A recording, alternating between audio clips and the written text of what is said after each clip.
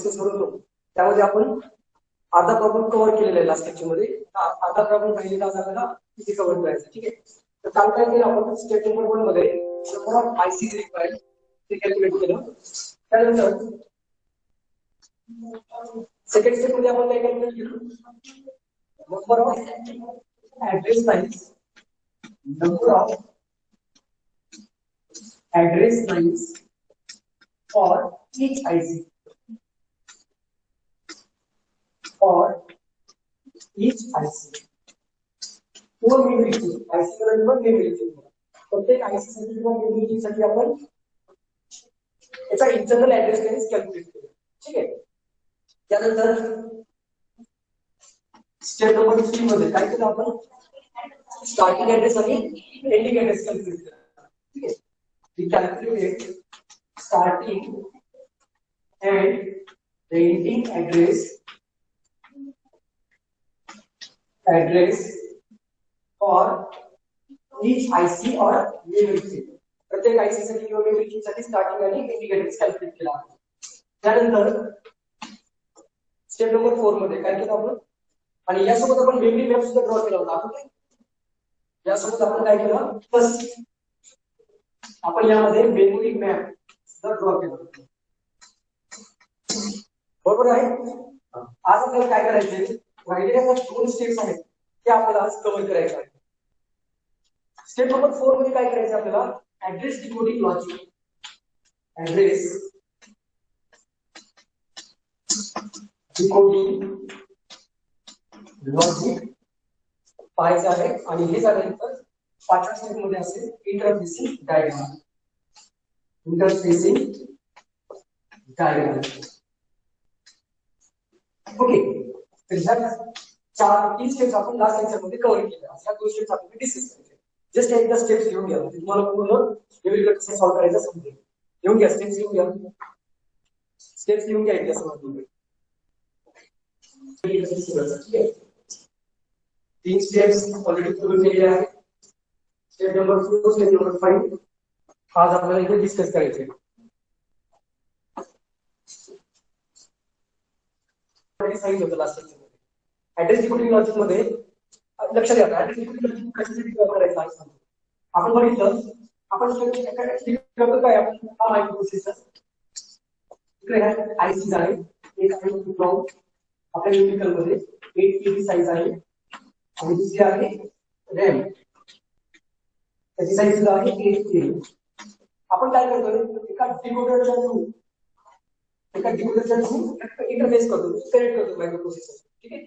आता लक्षात घ्या, प्रॉब्लेम काय असतो का, त्याचे ऍड्रेस लाईन जे आहे असं ड्रॉ करतो A0 पासून A15 पर्यंत. म्हणजे टोटल किती ऍड्रेस लाईन्स आहेत, 16. आणि ही जी इप्रॉम आणि रॅम मेमरी आहे, आपण याचे इंटरनल ऍड्रेस लाईन्स कॅल्क्युलेट केले आहे. याची ऍड्रेस लाईनची साइज किती आहे, A0 टू A12. बरोबर आहे. याचे सुद्धा इंटरनल ऍड्रेस लाईन कॅल्क्युलेट केली A0 टू A12. आता प्रॉब्लेम कुठे आहे लक्षात द्या. आता प्रॉब्लेम काय झालाय, इथे टोटल 16 ऍड्रेस लाईन्स आहेत आणि या आयसीला मात्र इंटरनल फक्त 13 ऍड्रेस लाईन्स आहेत. म्हणजे आपण काय करू शकतो, या A0 पासून A15 पर्यंत आहे, यापैकी A0 पासून A12 ला डायरेक्टली कनेक्ट करू शकतो. म्हणजे A0 पासून A12 पर्यंत डायरेक्टली या A0 पासून A12 पर्यंत कनेक्ट करू शकतो. राहिलेले 3 ऍड्रेस लाईन्स त्यांचं काय करायचं, फुल डिकोडिंग टेक्निक मध्ये त्याच्या राहिलेल्या 3 ऍड्रेस लाईन्स आहेत. कोणती राहतात मग, A30, A40 आणि A50. या 3 ऍड्रेस लाईन्स आपण कनेक्ट करतो या डिकोडरला. डिकोडरला कनेक्ट करतो. आणि लक्षात, आज हे ऍड्रेस डिकोडिंग बघायचं आपल्याला, लॉजिक बघायचं. पार्शियल डिकोडिंग, फुल डिकोडिंग दोन मेथड्स असतात. त्यामध्ये आज आपण फुल डिकोडिंग टेक्निकला बघूया. फुल डिकोडिंगला पार्शियल डिकोडिंग टेक्निक म्हणतात.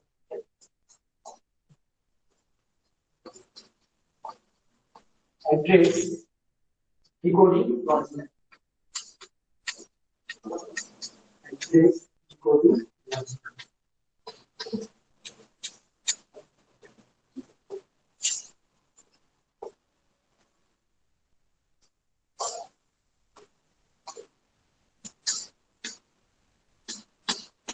मेमोरी असेल ती प्रमाणे जसे 2 मेमोरीज आहेत. ठीक आहे. EEPROM आणि रॅम मेमरी. ठीक आहे. त्यानंतर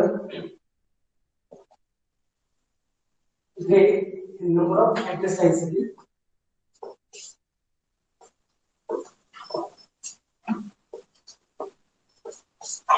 साईज आहे 8 KB. एकच आयसी आहे 8 KB ची आणि रॅम सुद्धा एकच आयसी आहे 8 KB ची. बरोबर आहे. हा, तर याचा स्टार्टिंग ऍड्रेस आणि एंडिंग ऍड्रेस मला इथे लिहायचा आहे. ठीक आहे. हा आहे स्टार्टिंग ऍड्रेस आणि एंडिंग ऍड्रेस. ते मेन्शन करायची आवश्यकता आहे का? मला इझिली समजेल इथे स्टार्टिंग ऍड्रेस आणि एंडिंग ऍड्रेस. इथे आपल्याला लिहायचं आहे स्टार्टिंग आणि एंडिंग ऍड्रेस.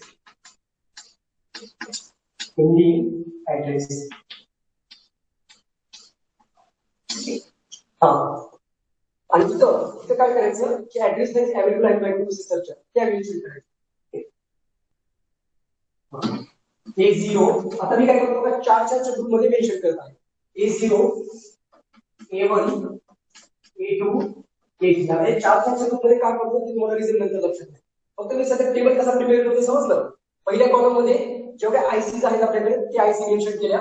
त्या प्रत्येक आयसीचा एक स्टार्टिंग ऍड्रेस एंडिंग ऍड्रेस असेल. ठीक आहे. आणि इथं काय केलेलं आहे मी, तर हे मायक्रोप्रोसेसरच्या सर्व ऍड्रेस लाईन्स तुम्ही लिहित आहे मेन्शन करत आहे. ठीक आहे.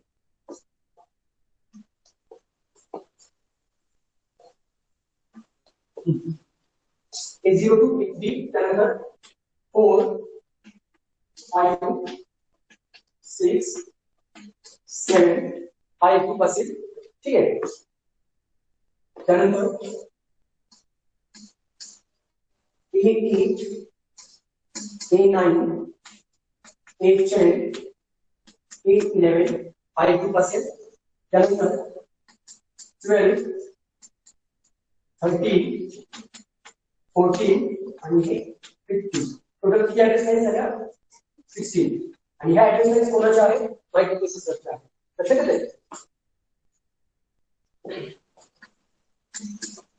12 13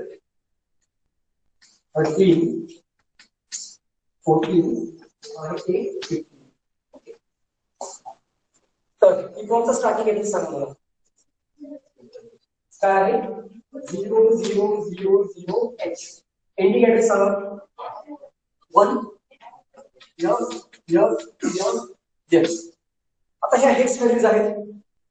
यासाठी बायनरी इक्विव्हॅलेंट सांगायचे मला. त्या 0 साठी 4 बायनरी इक्विव्हॅलेंट दिले. कोणकोणते? 0 0 0 0. आलं लक्षात? आता लक्षात आलं का मी 4 चा ग्रुप का केला? कारण एक एक्स व्हॅल्यू साठी 4 इक्विव्हॅलेंट बायनरी बिट्स येतात. ह्या सेकंड 0 साठी 0 0 0 आणि पुन्हा एक 0. आलं लक्षात? त्या थर्ड 0 साठी म्हणजे ऑल 0 लक्षात येते? हा जो फोर्थ 0 आहे ते असं 0 0 0. आलं लक्षात? आता हे 1 साठी सांगा इक्विव्हॅलेंट बायनरी इक्विव्हॅलेंट 1 साठी 0 0 0 1.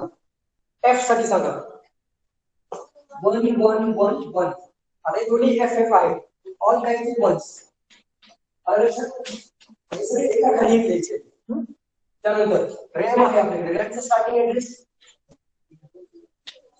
2000H आणि एंडिंग ऍड्रेस H. आलं लक्षात? ह्या 2 साठी इक्विव्हॅलेंट बायनरी नंबर सांगा 0 0 1 0. आलं लक्षात? त्यानंतर त्या 0 साठी all zeros, first plus zeros all zeros, 4 zeros सुद्धा all zeros. आलं लक्षात? 3 साठी सांगा 0 0 1 1. F साठी 1 1 1 1. हे सर्व F आहे. आलं लक्षात? आता इकडे लक्षात ठेवा. आता ऍड्रेस लाईन्सला कसं डिवाइड करतो? मायक्रोप्रोसेसरच्या A0 पासून A12 पर्यंत ह्याचे 13 ऍड्रेस लाईन्स आहेत. बघा किती डिवाइड करत आहे. एक डॉटेड लाईन ड्रॉ करत आहे. आलं लक्षात? ह्या ऍड्रेस लाईन्स कुठे कन्वर्ट करणार आहे? ह्या मायक्रोप्रोसेसरच्या ऍड्रेस लाईन्स आहेत. मायक्रोप्रोसेसरच्या ऍड्रेस लाईन्स कुठे कन्वर्ट करणार आहे? EEPROM आणि SRAMच्या ऍड्रेस लाईन्सला. To internal address lines internal address lines of memory RAM and EEPROM and RAM memory. समजतंय का? A0 पासून A12 पर्यंत मग ही डॉटेड लाईन सेपरेट केलेली आणि या झालेल्या कुठे कनेक्ट करणार आहे डिकोडर टू डिकोडर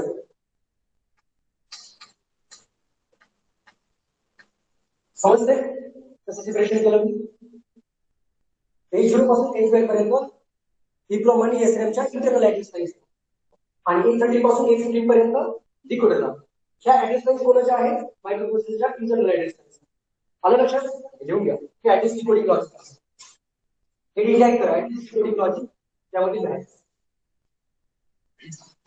हेडिंग लिहायचं ऍड्रेस डिकोडिंग लॉजिक हेडिंग द्या सर्वांनी ऍड्रेस डिकोडिंग लॉजिक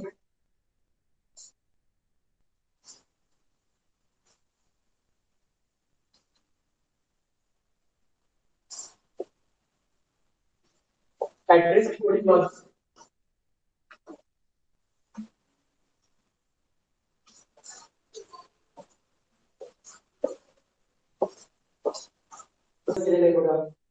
महत्वाचं ह्या तीन व्हॅल्यूज येतात 30 40 50 डिकोडरला कनेक्ट करायचं त्यामुळे त्याला ऍड्रेस डिकोडिंग लॉजिक म्हणतो एक आहे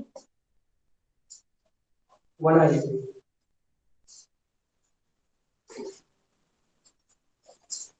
आहे लक्ष द्या सगळ्यांनी लक्ष द्या आता एक बघा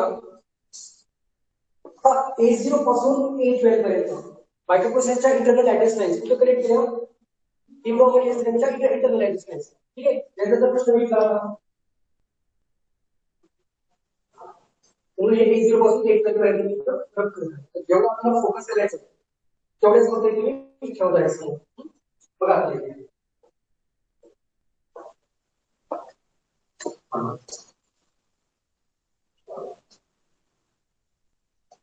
एवढंच लक्ष द्या तिघांवरच फोकस करायचं आता लक्ष द्या आपण जे डिकोडर लॉजिक बघितलं होतं डिकोडर 3:8 डिकोडर म्हणजे त्याला 3 इनपुट्स होते आणि 8 आउटपुट्स होते तर त्या डिकोडरचा यूज कशासाठी केला जातो तर ज्या लक्षात घ्या एक गोष्ट म्हणजे काय तर यांची इंटरनल डेटा बस यांची इंटरनल डेटा बस आणि अशा जेवढे आयसी असतील त्या सर्वांची इंटरनल डेटा बस मायक्रोप्रोसेसरच्या इंटरनल डेटा बसला कनेक्ट केलेली असते ठीक आहे याचा अर्थ काय मायक्रोप्रोसेसर ऍट अ टाइम कुठल्या तरी एका आयसी मधूनच डेटा रीड किंवा राईट करू शकतो ज्या आयसी मधून डेटा रीड किंवा राईट करायचा आहे फक्त तीच इनेबल ठेवून बाकीच्या सगळं काय होतील डिसेबल होतील त्यामुळे आपण काय केले 3:8 डिकोडर यूज केलेला आहे समजतंय आता लक्षात घ्या मग त्या डिकोडरला कसं समजणार की कोणती आयसी मध्ये तो डेटा स्टोअर आहे किंवा कोणत्या आयसीला इनेबल करायचंय कोणत्या आयसीला डिसेबल करायचंय त्यासाठी ह्या 3 पिन्स बघायच्या 13 14 15 आता ह्याच तुम्ही म्हणाल की सर ह्याच डिकोडरला का कनेक्ट केल्या दुसऱ्या एका वर्गात कनेक्ट केलं इथे बघा कारण या 3 ची जर व्हॅल्यू बघितली हा स्टार्टिंग ऍड्रेस आहे एंडिंग ऍड्रेस आहे म्हणजे ह्या कंप्लीट मेमरी मध्ये जो काही डेटा मायक्रोप्रोसेसरला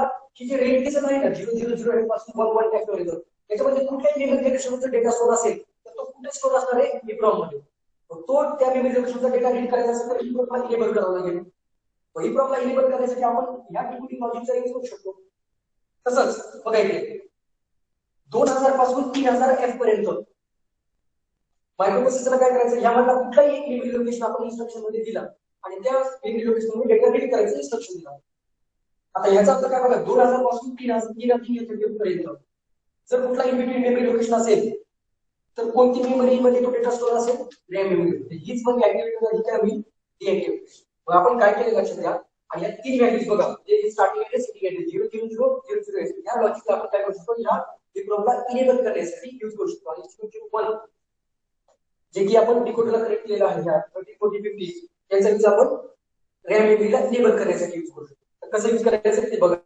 डायग्राम ड्रॉ करणार आहे स्टेप नंबर 5 आहे इंटरफेसिंग डायग्राम इंटरफेसिंग डायग्राम मध्ये पहिले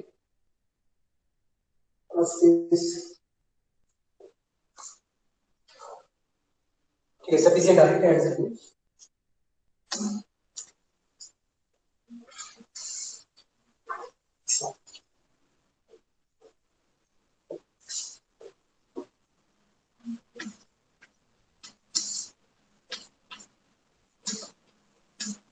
काम करू आपण. ठीक आहे, चला. पहिलं ते डिकोडर लॉजिक आपण डिकोडरचा टेबल बघितलेला आहे. आहे का तुमच्याकडे टेबल? काय टेबल आहे तो? ए बी सी असं काहीतरी आहे ना? का ए बी सी व्हॅल्यू कशी आहे? ए बी सी आहे ना? ए बी सी आणि ते आउटपुट हा टेबल बघितला होता. आठवतंय का? कोणता आउटपुट लेवल असेल वगैरे. हा टेबल कशाचा आहे लक्षात घ्या. हे लिहिण्याची आवश्यकता नाही, ऑलरेडी तुमच्याकडे आहे. हे जस्ट एक रिव्हिजन म्हणून देत आहे. बघा टोटल 8 आउटपुट्स आहेत. y0 y1 2 3 4 5 6 आणि 7 अशी टोटल 8 आउटपुट्स आहेत. आणि त्यांची व्हॅल्यू बघितल्या 4 टाइम्स 0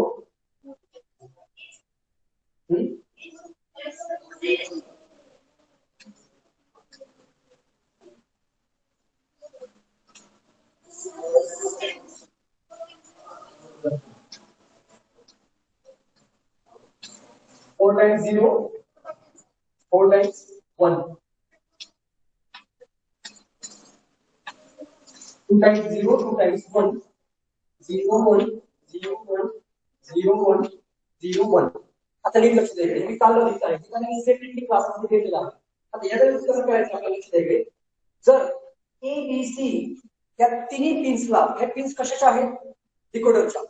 डिकोडरच्या ए बी सी तिन्ही पिन्सला जर 0 0 0 इनपुट असेल तर कोणता आउटपुट इनेबल होईल? y1. लक्ष द्या, y1 मला कुठे कनेक्ट करावं लागेल? y1 कनेक्ट करावं लागेल EEPROM ला. तर EEPROM इनेबल करायची.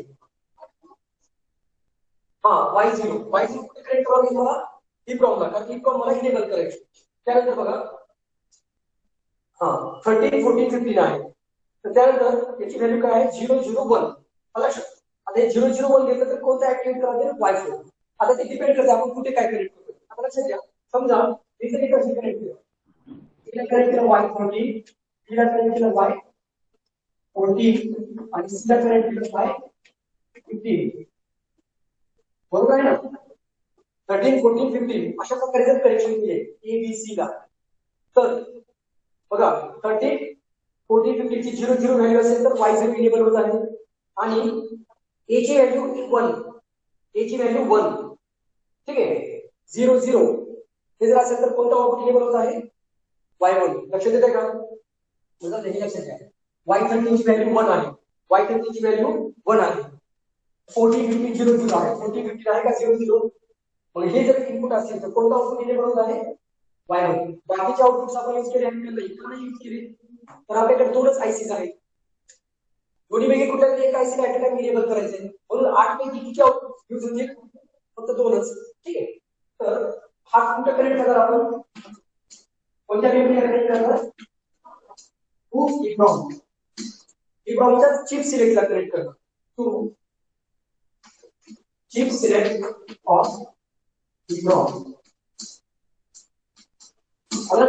आणि हा आउटपुट कुठे कनेक्ट करणार आपण?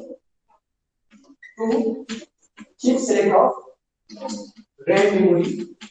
आणि बाकीचे जे आउटपुट्स आहेत ते नॉट युज्ड. Okay, no अनयुज्ड.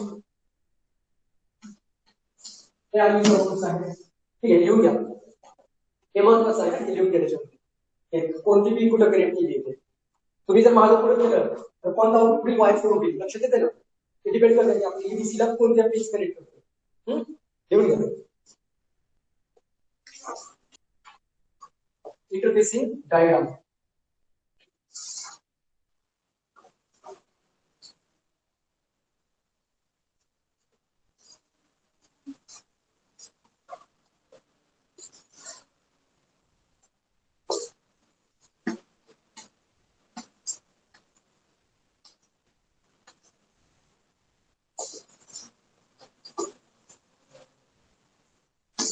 कोणत्या पिन्स घ्यायच्या आपण?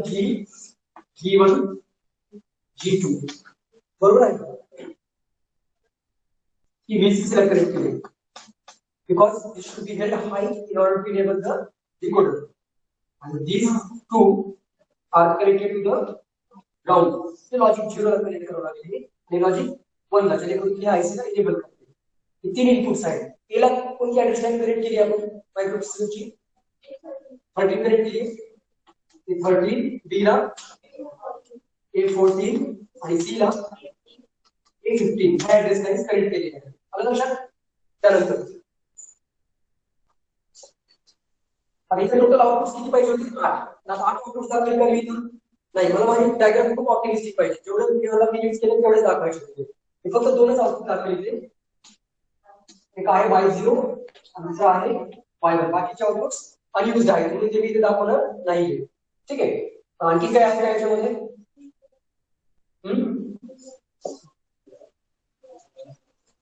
एवढं सगळं ठीक आहे. काय झालं? ऍड्रेस लाईन साठी डेटा बेसिक ड्रॉप बघू आपण.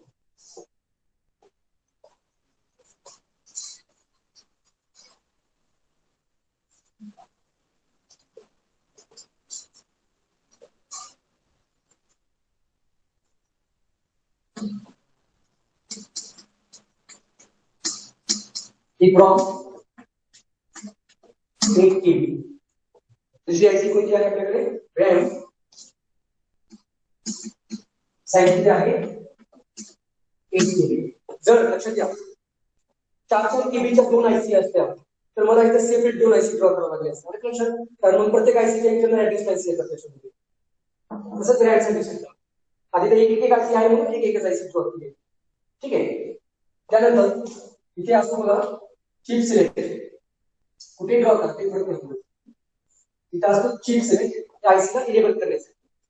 तसंच रॅम आयसीला सुद्धा इनेबल करण्यासाठी असतो सिग्नल चिप सिलेक्ट. आता हे चिप सिलेक्ट कुठे कनेक्ट करायचं आहे फ्रॉमचा Y0. आलं लक्षात? Y1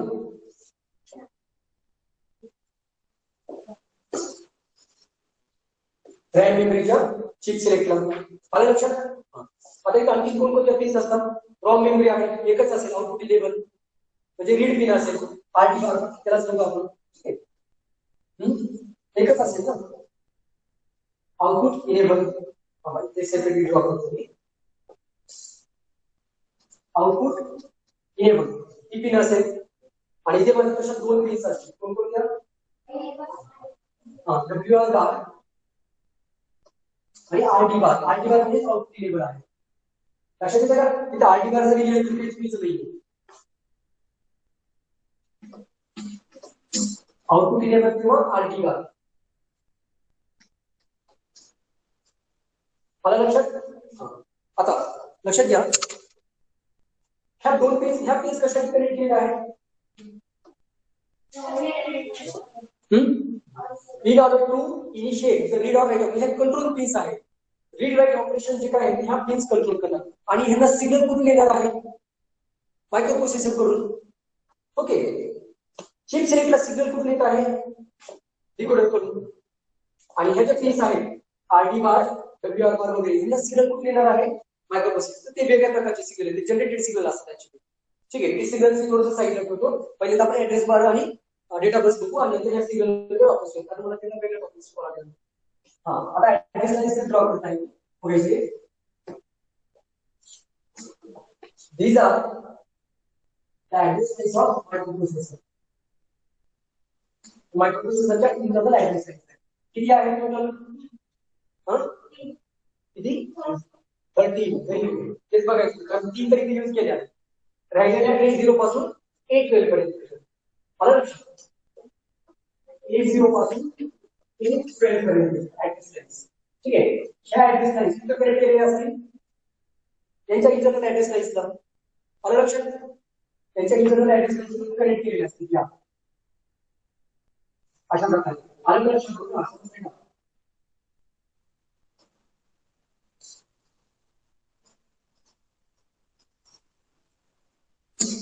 ह्या किती असतील? A0 पासून A12 पर्यंत. बरोबर आहे?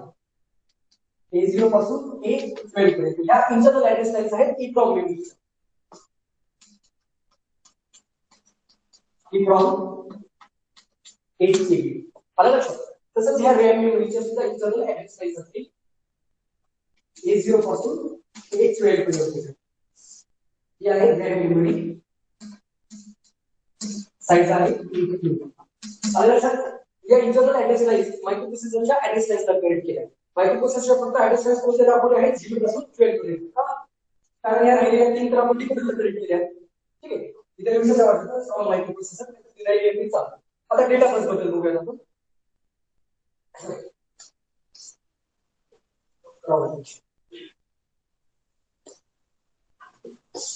डेटा बस ही बायडायरेक्शनल प्रॉब्लेम आहे.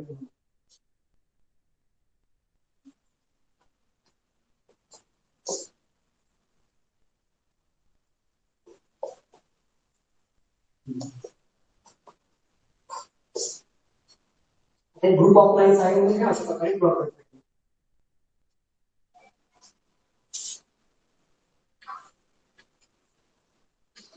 समजतंय? आता या डेटा लाईन्स D0 पासून D0 पासून D7 पर्यंत त्या इंटरनल डेटाबेस साठी मायक्रोप्रोसेसरच्या याची इंटरनल डेटाबेस साइज किती आहे? 8 बिट्स आहेत का? कारण 3 डिजिट आहे ना. 8 म्हणजे नंबर ऑफ मेमरी लोकेशन आणि प्रत्येक मेमरी लोकेशन स्टोअर होणारा डेटा म्हणजे 1 बाइट आहे. 1 बाइट म्हणजे 8 बिट. म्हणजे इंटरनल डेटाबेस साइज किती असेल?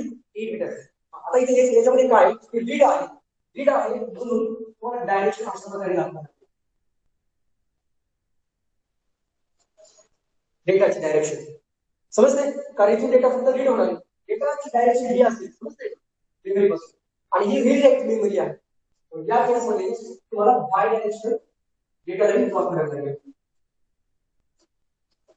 समजते? आता हे D0 पासून D7 पर्यंत इंटरनल डेटा बस आहे मायक्रोप्रोसेसर आयसीची. तसंच इथे सुद्धा D0 पासून D7 पर्यंत इंटरनल डेटा बस आहे या रॅम मेमरीची आणि ती आहे D0 पासून D7 पर्यंत. आलं लक्षात? लक्षात येते सर्वांना? आता राहिले फक्त हे 3 कंट्रोल सिग्नल राहिले. कोणते? इथं आरटी बार, डब्ल्यूआर बार आणि आरटी बार. तर 3 कंट्रोल सिग्नल राहिले तर त्याच्याबद्दल बघूया आपण. बाकीचे सिग्नल नका बघा. आणि आयसी किती आहे? 74138 ही आयसी डिकोडर आहे. हे डेटा बेस कनेक्ट केले, ऍड्रेस बेस कनेक्ट केले, आपल्याला कंट्रोल सिग्नल कनेक्ट करायचे.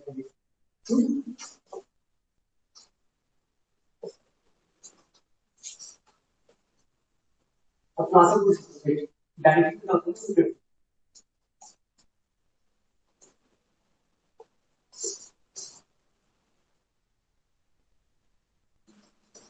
आरटी बार आणि डब्ल्यूआर बार. तर हे सिग्नल कुठे येतात? मायक्रोप्रोसेसर. इथं फक्त हे सिग्नलची नाव लिहायचं आहे. हे सेपरेट लेक्चर मध्ये मी एक्सप्लेन करतो डिटेलमध्ये.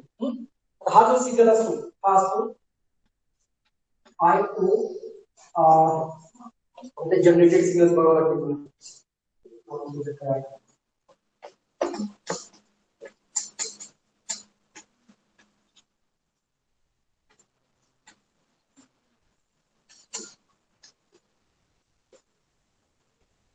हे डायग्राम ड्रॉ करा सांगतो.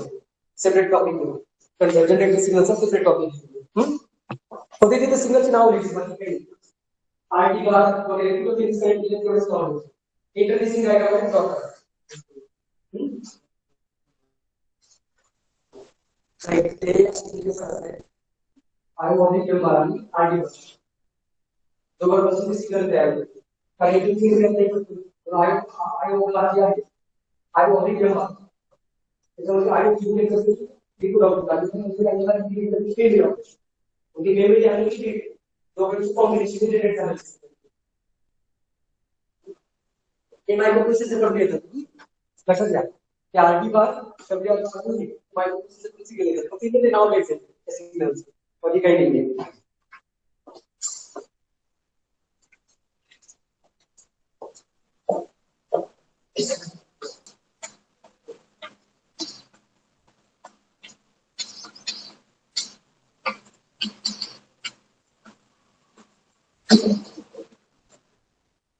नाव लिहा तिथे डायग्रामला इंटरफेसिंग डायग्राम. या जनरेटेड सिग्नल कशी क्रिएट झाली ते मी सांगतो. सध्या फक्त नाव लिहायचे MEMRR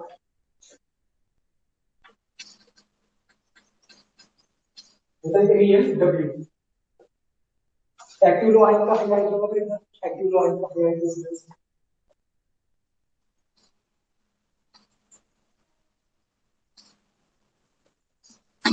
लिहून घ्या एनईएम डब्ल्यू आहे. एनईएम म्हणजे काय मेमोरी, डब्ल्यू म्हणजे राईट, मेमोरी राईट आहे जे की ह्या डब्ल्यू आर केलं आहे आणि हे आहे मेमरी रीड एमईएम आर.